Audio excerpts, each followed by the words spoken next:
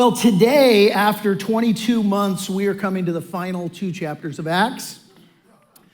We're going to finish it next week.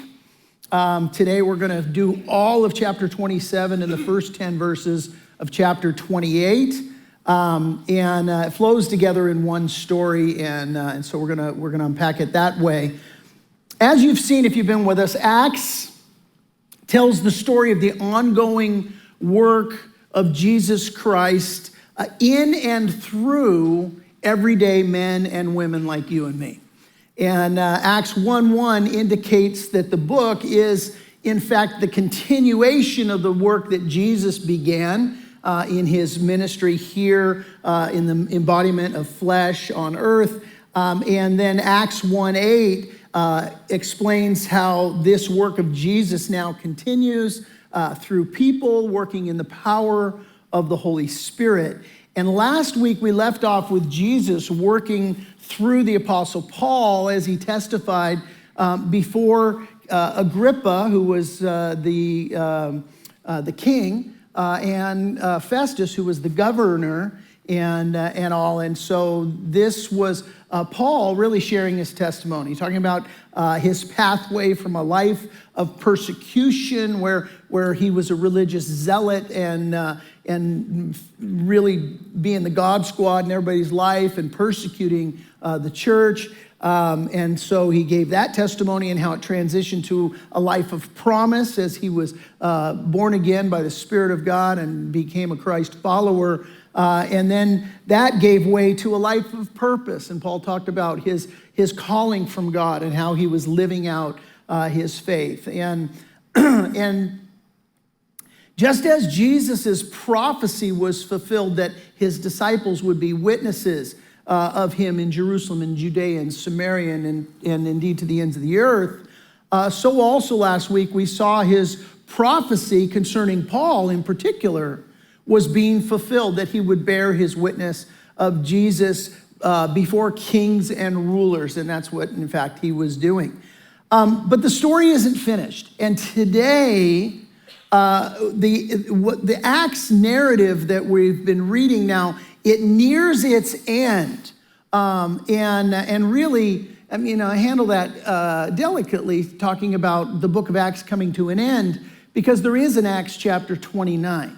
And it's not written in your Bible, it's written in your hearts. That you are Acts 29, and I am Acts 29, where this is a never-ending story until Christ returns, where we're living out our faith. But having said that, in regards to the particular story in Acts chapter 1 through Acts chapter 28, today,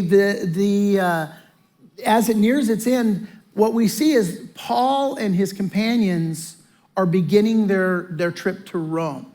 And this is departure day. But as we're going to see, this journey is going to be one of the most perilous, out of control, and that's the key word, out of control. It's one of the most perilous, out of control journeys of Paul's life.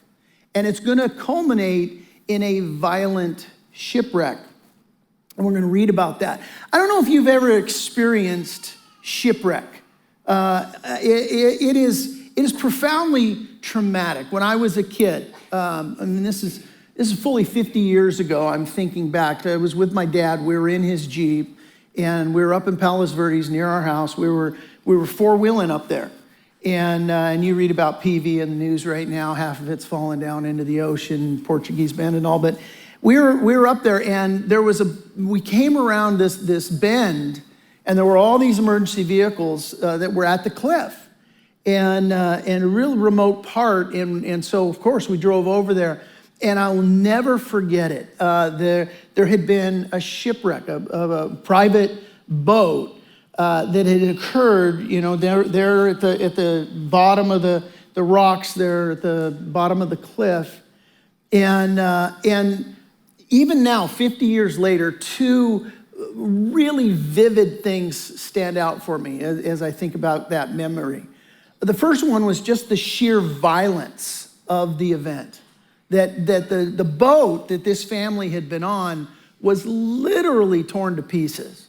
I mean, there were chunks of it, pieces of it now all spread about. I mean, it almost looked like the thing had blown up. And it was just the violence of the wind and the waves and being battered against the rocks and all. And the second thing that stands out to me is the utter helplessness of the victims. I mean, right as we pulled up there was a young girl, and you know, she's probably in the early teens, and they have a blanket around her, and she can't even barely walk. I mean, everybody's supporting her, and she's totally distraught, and I mean, this was a violent event that led her just completely and utterly helpless in an out of control environment. And metaphorically speaking, maybe you haven't been through a shipwreck. Maybe you've never experienced somebody who's in a shipwreck. But metaphorically speaking, shipwrecks come in all sorts of shapes, all sorts of conditions. You know, you lose a job, or you lose your home, or you discover that your spouse has been unfaithful to you, or that, you know, you or a loved one has gotten some sort of a life-altering medical diagnosis, or you're facing death, or whatever it is, and now the boat of your life is coming apart as you're tossed on the rocks and just being blown apart. And whatever it is, the storms and the shipwrecks of life are traumatic because they shatter our illusion of control, and they remind us that life is uncertain. And in fact, life is uncertain. According to the National Institute of Health, humans react poorly when their sense of control is either threatened or lost. Clinically, the loss of control, it's associated with stress, anxiety, burnout, depression, eating disorders, obsessive compulsive disorders, suicidal thoughts, substance abuse, anger, or debilitating fear in situations where you feel vulnerable. All of these things associated with experiencing a loss of control. And there's an interesting correlation between some who have been traumatized in their life by experiencing a lack of control, that now over time, what happens is they later become control freaks as a coping mechanism for situations in which they feel out of control.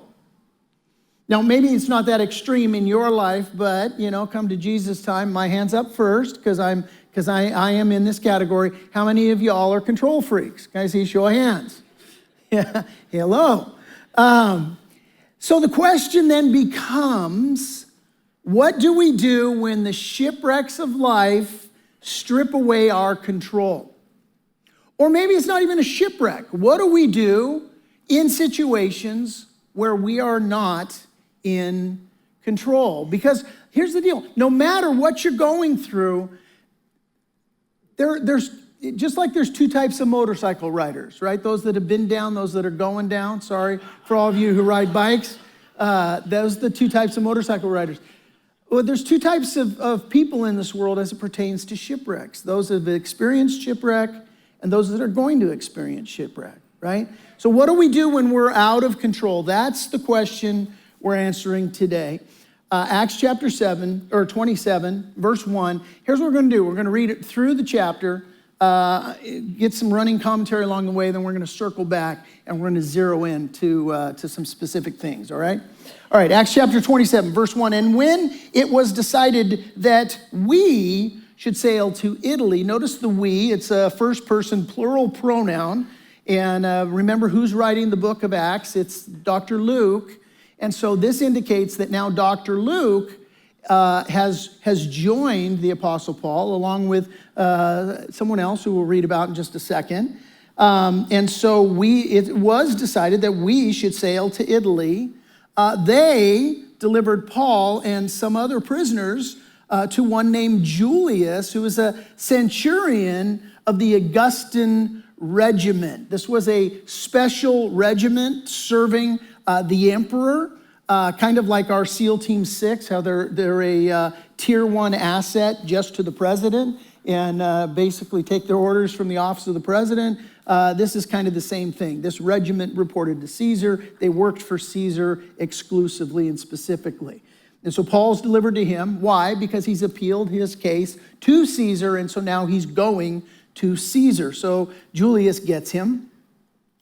Verse 2, so entering a ship of Adramatium, and that's pronounced differently in the Greek, but that's the closest I'm going to get to it. So delivering a ship of Adramatium, we put to sea, meaning to sail along the coast of Asia. Aristarchus, a Macedonian of Thessalonica, was with us. He was part of the we, that plural pronoun that we read earlier. And you guys will remember Aristarchus when Paul had come to Jerusalem. He was part of that group that was traveling with him. They were sending to the Jerusalem church, some money, some help. And so Aristarchus is this guy that's part of the Thessalonica church, and he's with Paul and coming in. And so the next day, we landed at Sidon, and Julius treated Paul kindly, and he gave him liberty. Now, this is a big deal, because Paul's a prisoner, and Julius is a Roman centurion. And if a Roman centurion loses his prisoner, he then loses his life. So he's placing an immense amount of trust in the Apostle Paul here, and I don't think it's a leap to just point out, clearly Paul has earned a measure of trust and respect from this man. Your character matters. Your character counts. And so he gives him this liberty to go to his friends and receive care. And when we had put to sea, from there we sailed under the shelter of Cyprus because the winds were contrary. And when you sail under the shelter of an island, if you're a fan of, Greatest Catch or whatever, you see that the island provides, a weather shadow, if you will. And I used to take my little 18-foot boat over to Catalina all the time, and sometimes it was a little rough going across. And when you got within, a mile of the island, you'd fall in the weather shadow, and things would calm down. And so this is what he's talking about here. And when we had sailed over the sea, which is off Cilicia and Pamphylia, we came to Myra, a city of Lycia, which, by the way, this was the chief port for the imperial grain fleet. That'll factor into the next verse, because there the centurion found an Alexandrian ship, no doubt a grain ship, sailing to Italy, and he put us on board. And when we had sailed slowly many days and arrived with difficulty off Cnidus, the wind not permitting us to proceed, we sailed under the shelter of Crete off Salmon. And passing it with difficulty, we came to a place called Fair Havens near the city of Lasea. And so Fair Havens was a semi-protected port. It wasn't ideal, but at least it was semi-protected. And verse 9 says, when much time had been spent and sailing was now dangerous because the feast was already over, and so this would put it somewhere in early October. And what Luke is communicating here is by the time they fought all the weather and finally got to Fair Havens and then evidently spent some time in port there, it's like, wow, sailing, we've entered a weather window where sailing is dangerous. That's what he's saying. And Paul advised them, saying, men, I perceive that this voyage will end with disaster and much loss, not only of the cargo and ship, but also our lives. In other words, what Paul is saying here is, hey, I think sailing's a bad idea. We ought to just winter down here at Fair Havens. That's what he's trying to suggest. It's like, well, how would Paul know? Well, Paul knows a lot of things, as the Lord reveals supernaturally things to him. But don't forget, in 2 Corinthians chapter 11, verse 25 tells us there, Paul's been shipwrecked 3 times before. So I'm envisioning Paul here in Fairhaven. He's like, this seems familiar to me. Like, I don't think this is such a great idea. I've seen this show before. Doesn't end very well, right? And so he gives his recommendation. He says, hey, look, this ain't a good idea. Nevertheless, verse 11, the centurion was more persuaded by the helmsman and the owner of the ship than by the things spoken of by Paul. And you can see that. He's like, you're a rabbi, and these guys, these are the pros. Like, this guy owns the ship. If anybody's got a vested interest in, is it going to be safe? The owner certainly would be, and the captain knows what he's doing. God bless you.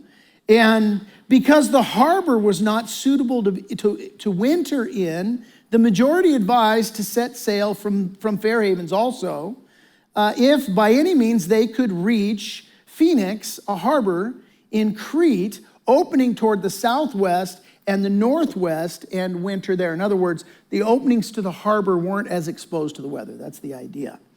Verse 13, when the south wind blew softly, supposing that they had obtained their desire, hey, the winds are favorable right now, let's do this.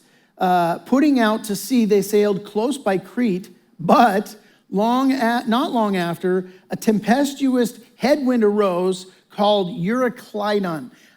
This is just a local weather phenomenon. When I was a firefighter here in this area, when the fire comes, in the Cleveland National Forest and starts burning, we have a local weather effect. We would call it the sundowner winds. Now they know it as the Elsinore effect. And so we knew the winds would be blowing up slope during the daytime, but right after sunset, they'd start coming, the winds would change 180 degrees. It would barrel down like a freight train. And then this is the same thing. This Euroclydon, it was a northeastern that would blow, that it was, a difficult storm. Verse 15, and so when the ship was caught and could not head into the wind, we let her drive. Like it's like a little kid taking a big dog for a walk. It's like you're going where the dog wants to take you, and that's them, right? And running under the shelter of an island called Claudia, we secured the skiff with difficulty. They're dragging this ship behind them, and they want to keep it.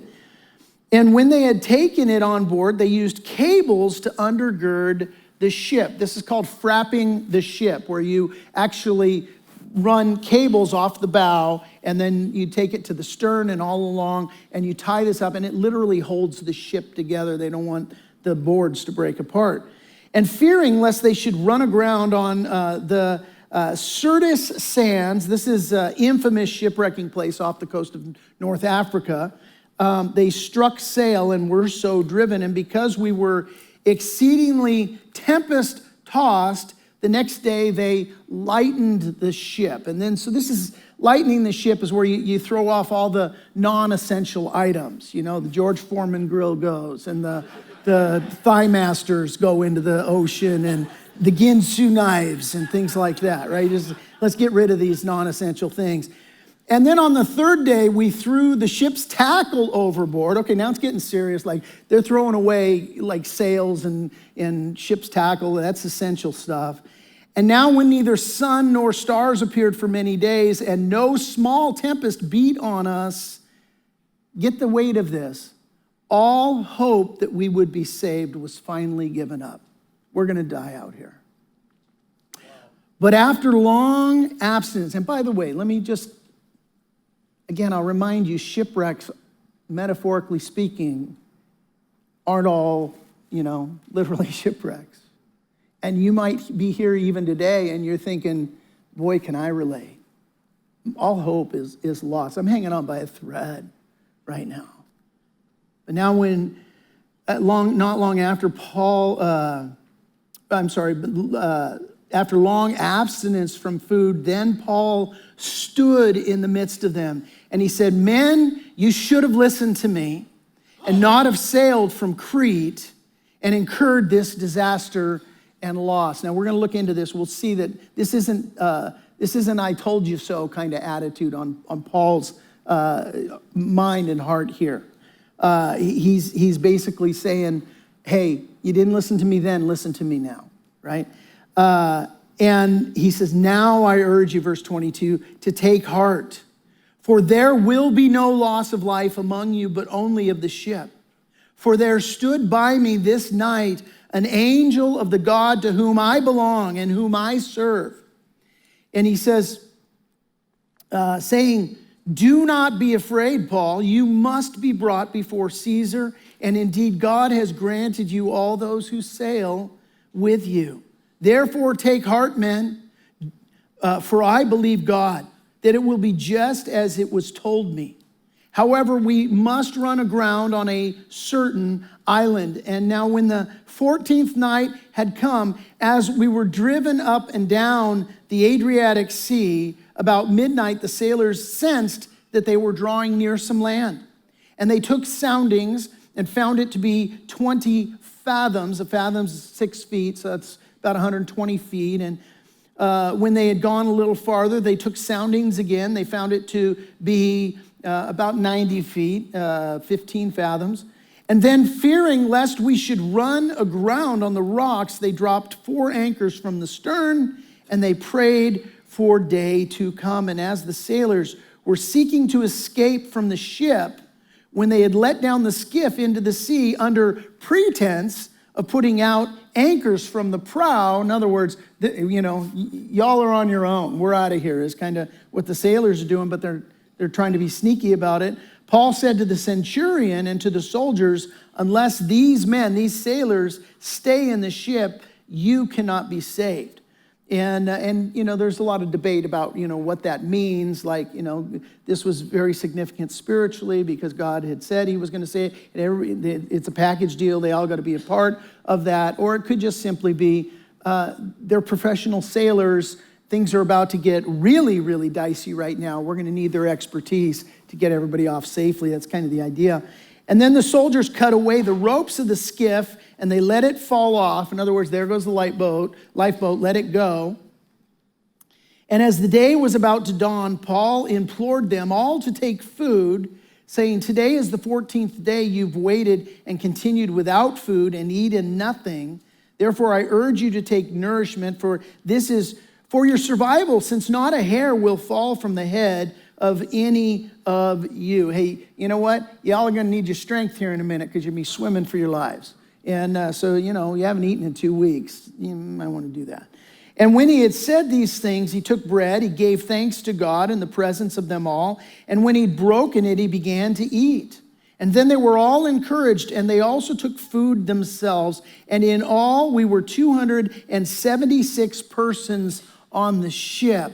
And so when they had eaten enough, they lightened the ship, and they threw the wheat into the sea.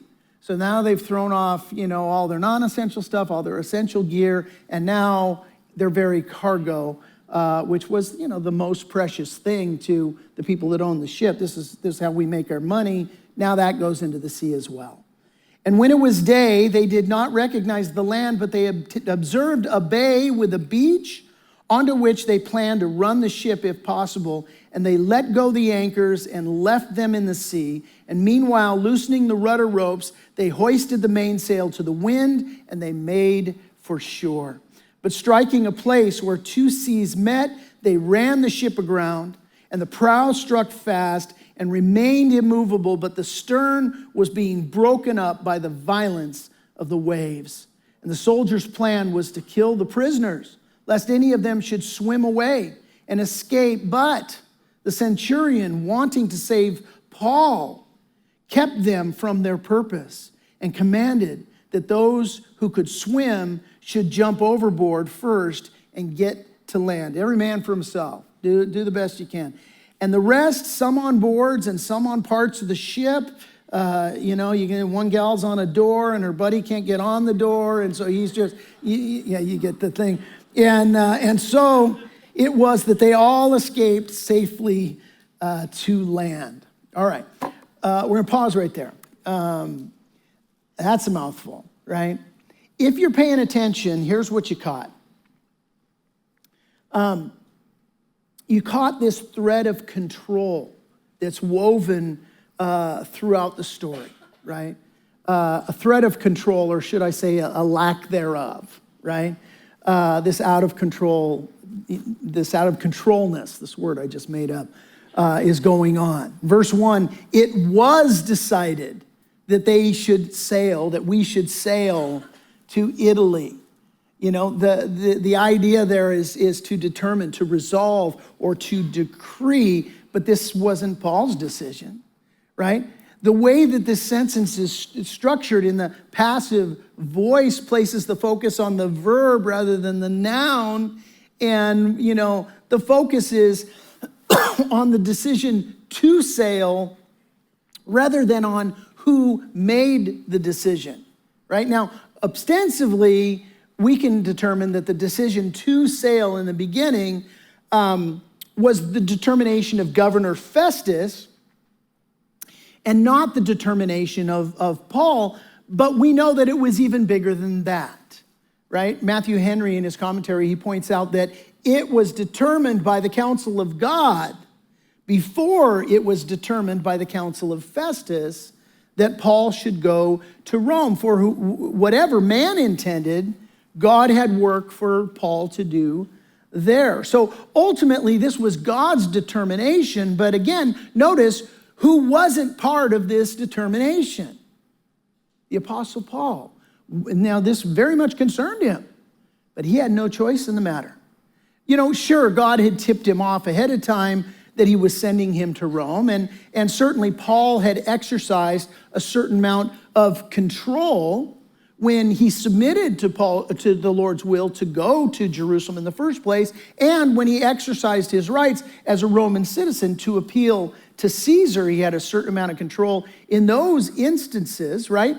But in regards to the unfolding events that we're reading about, Paul had very little control. He had very little say in what was going on.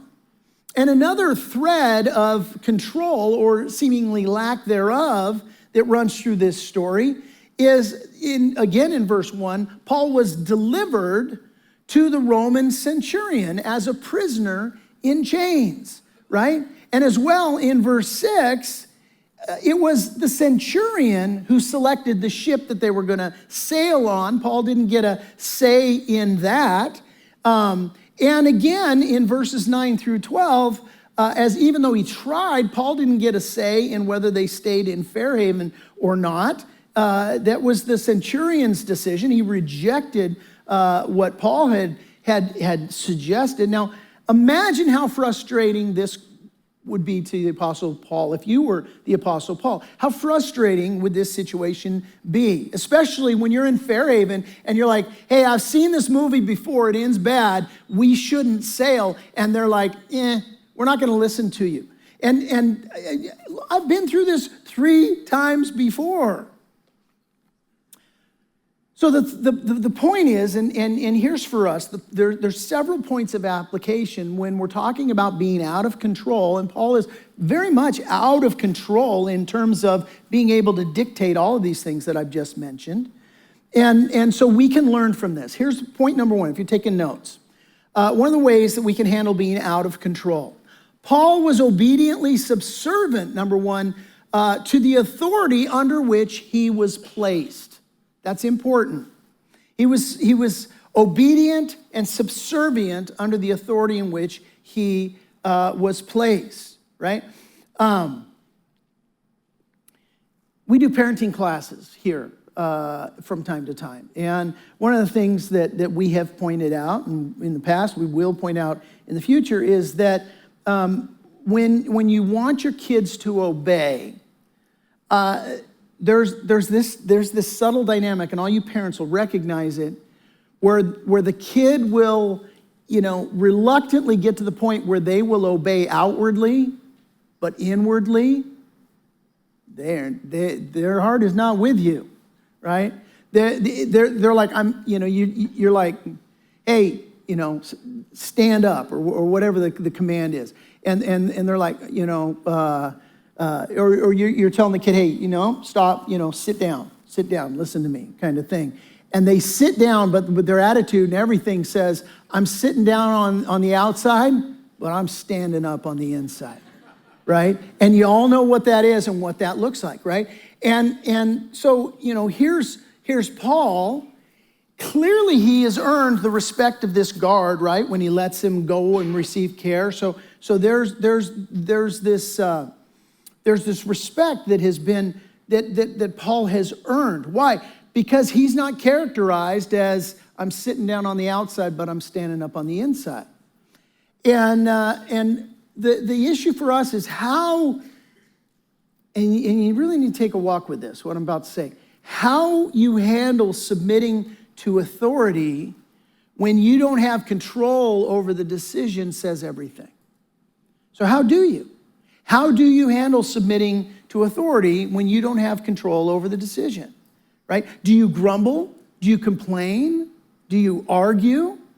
Do you trash your boss behind his back or whoever else it happens to be?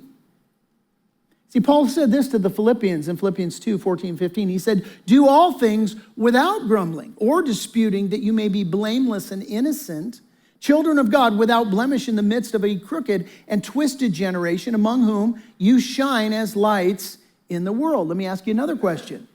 Do you insincerely obey on the outside and harbor disdain on the inside?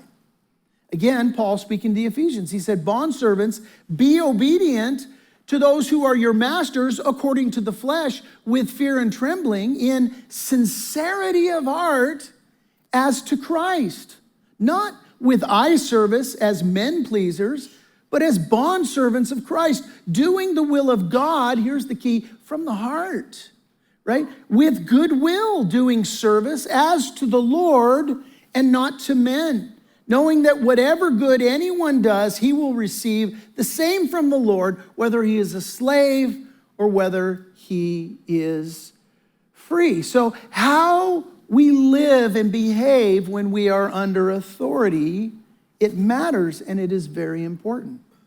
Here's the second way that Paul handled being out of control. Paul expressed his concerns to those who were in authority. Notice again, verses 9 through 11, right? They're in Fairhaven, and Paul, he's like, hey, this is not a good idea. And so I'm going to, very respectfully, he's basically saying, I've seen this movie before, ends really badly, you should not do it, right? And it's interesting, the different translations of this. In the NIV, it says Paul advised them. In the New King James here, it says Paul advised them. In the NIV, it says he warned them. In the New Living Translation, it says he spoke to them. In the NASB, it says Paul started admonishing them, which kind of sounds like reading them the riot act, but really it's just telling them in no uncertain terms it's a bad idea, right? And the idea is simply to recommend or advise a different course.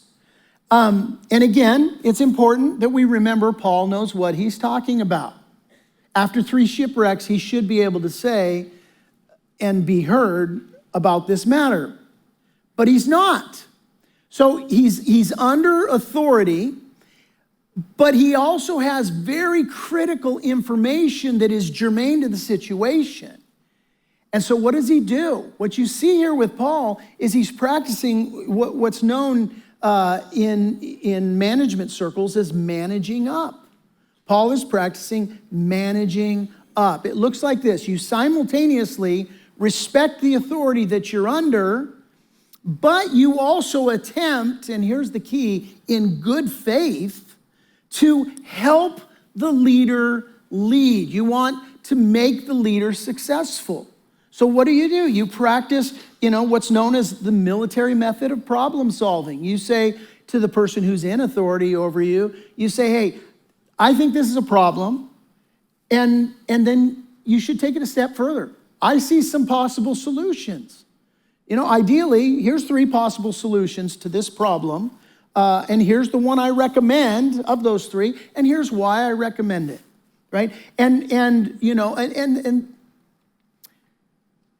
here's what we're tempted to do. We're tempted in a situation when we have to submit to somebody who has authority in a situation, we disagree with them.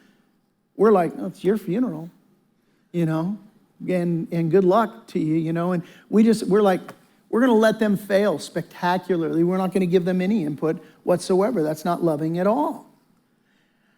See, the Bible says we have to respect and submit to authority because God establishes it. Romans 13, 1 and 2, everyone must submit to governing authorities, for all authority comes from God, and those in positions of authority have been placed there by God. So anyone who rebels against authority is rebelling against what God has instituted, and they will be punished. And we're like, but they're wrong.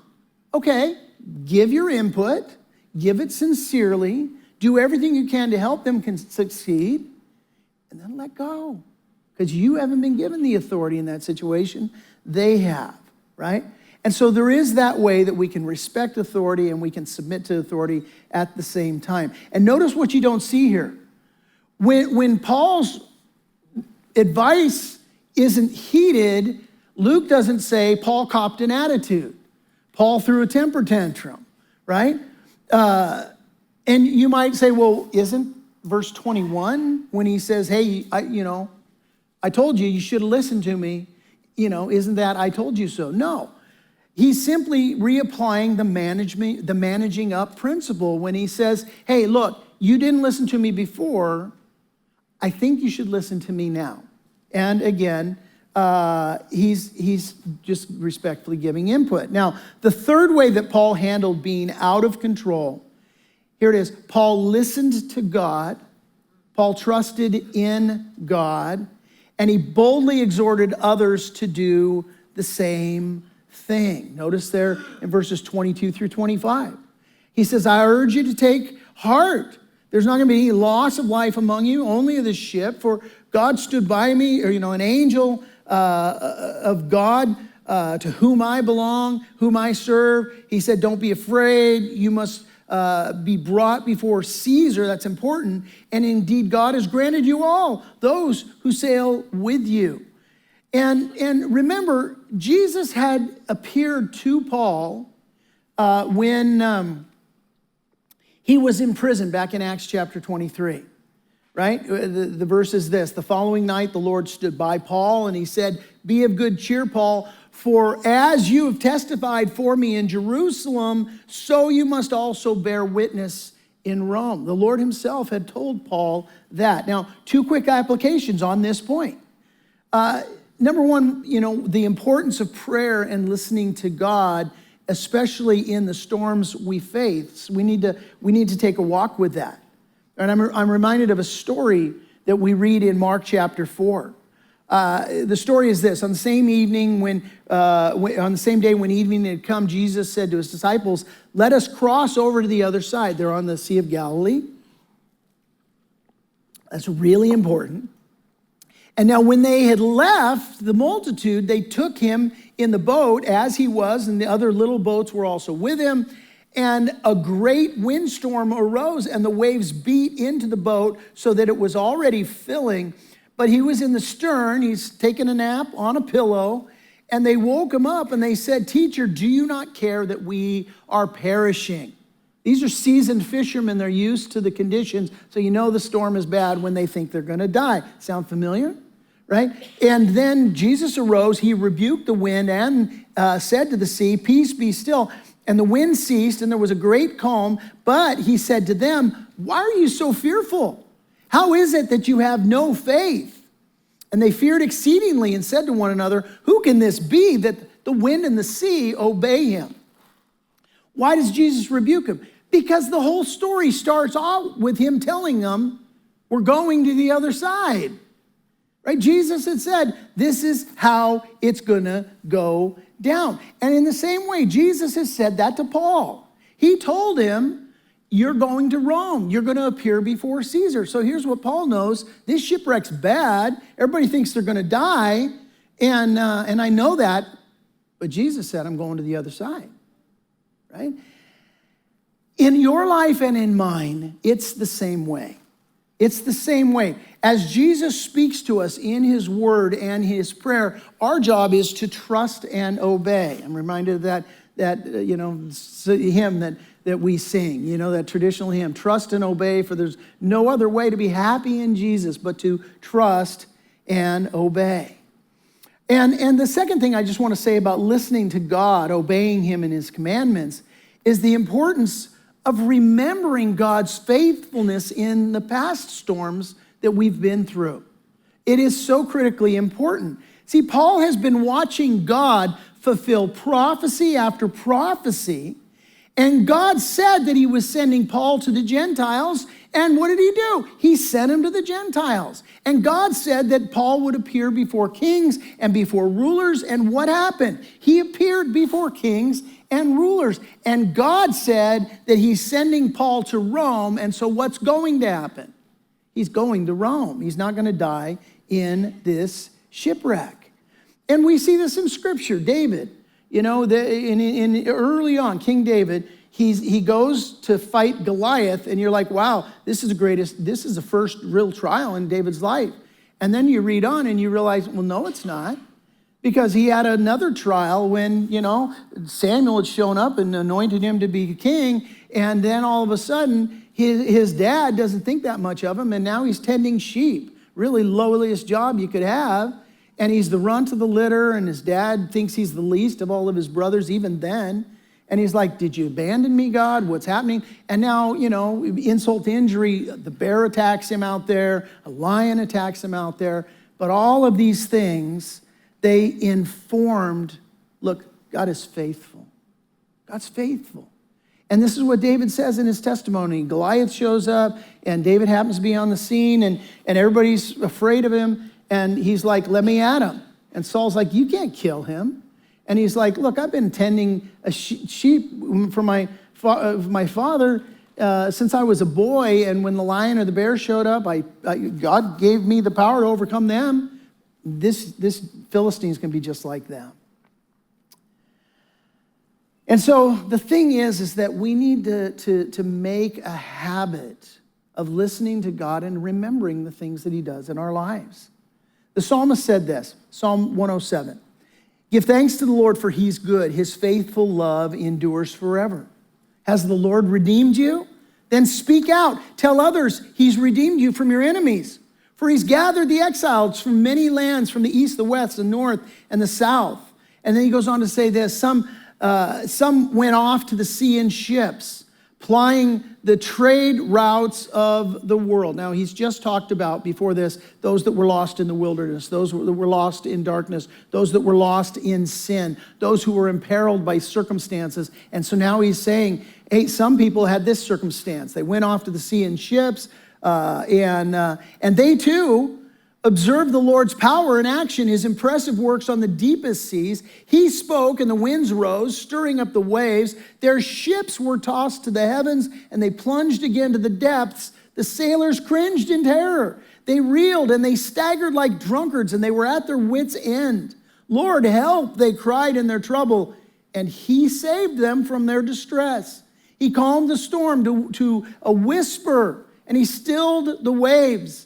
What a blessing was that stillness as he brought them safely into harbor. Here it is. Here's the key. Let them praise the Lord for his great love and for the wonderful things that he has done for them. Let them exalt him publicly and before the congregation and before the leaders of the nation. Listen, let them make a habit of remembering and proclaiming the Lord's faithfulness. Let you make that your habit.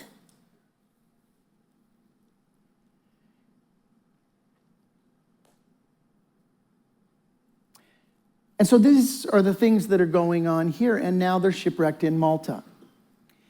And we see another very important lesson in regards to control, that in every circumstance, listen, God is working. In every circumstance, God's working, right? And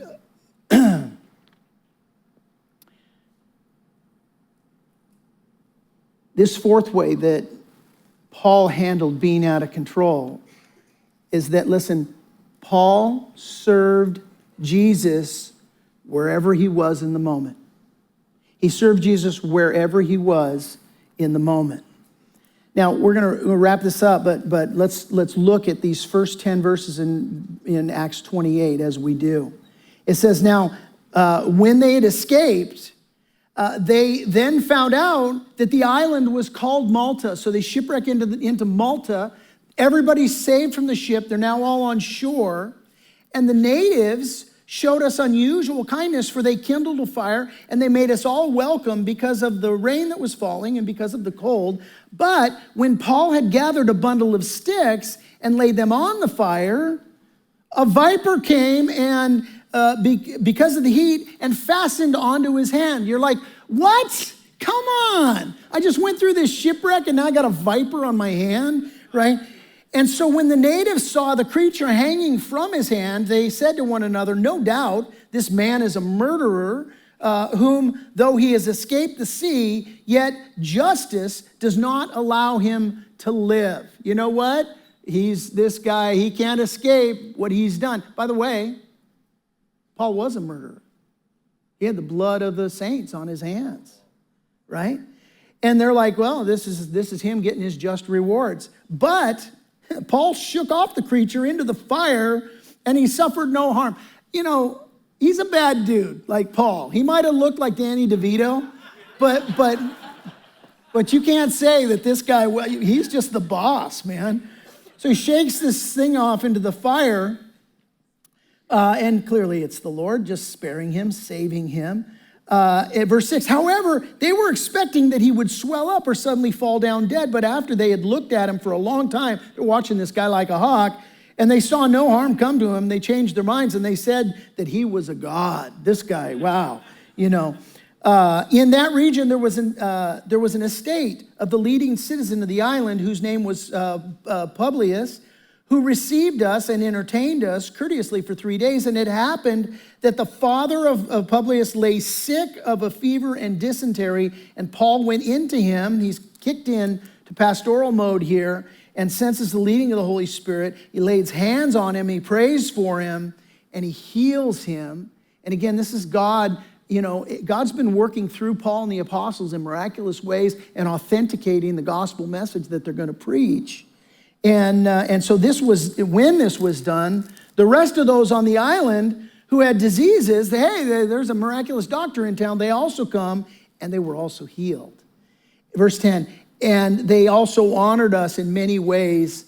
And when we departed, they provided such things as were necessary. Okay, we're going to look at next week when they departed and how the end of the story goes. But listen, the focus here, get back on track with my notes, is that Paul served Jesus wherever he was in the moment. Wherever he was in the moment, that's where Paul served. He didn't live a compartmentalized faith where he clocked in and he clocked out, right? Or where he served only under tightly controlled, ideal circumstances. He didn't say, hey, I just went through a shipwreck and I just, had this viper bite me, and so I'm off duty, don't bug me. No, he understood his calling. He understood that his calling wasn't geographic, or that it wasn't chronographic, or there wasn't limited, the idea to a specific time or a specific place or specific circumstance of his choosing.